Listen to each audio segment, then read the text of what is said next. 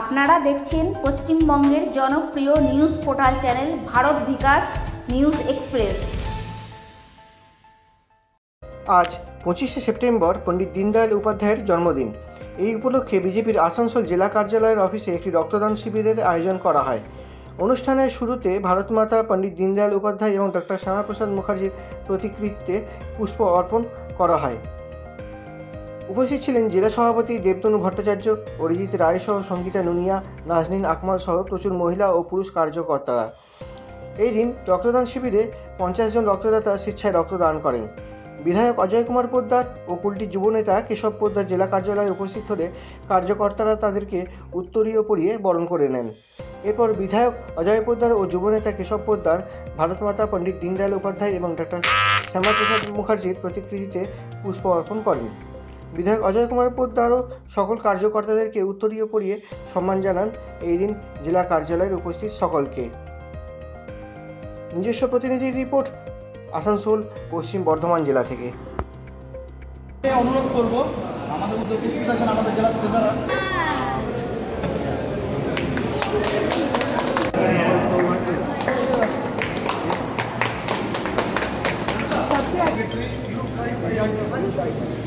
अमित मंडल, एक बार इधर। ঠিক আছে, সবাই দাঁড়াও, তো সবাই দাঁড়াও।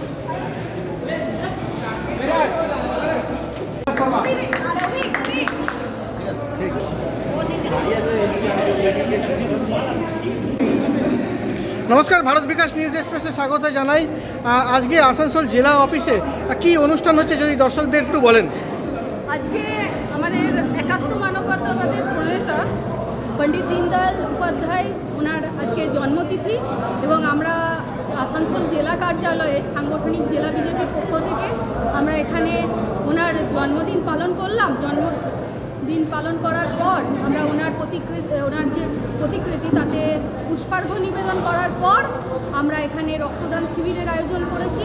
সমস্ত যুব সমাজের, যুব মোর্চার সমস্ত ভাইরা সবাই মিলে সংঘবদ্ধভাবে এই রক্তদান শিবিরের আয়োজন করেছে। এটাই হচ্ছে আজকে আমাদের। নাম পরিচয় আপনার? আমার নাম শম্পা রায়, আমি আসানসোল সাংগঠনিক জেলার সহসভাপতি, এবং এই যে সমস্ত সেবা পক্ষকালের যে কর্মসূচি চলছে আমি এটার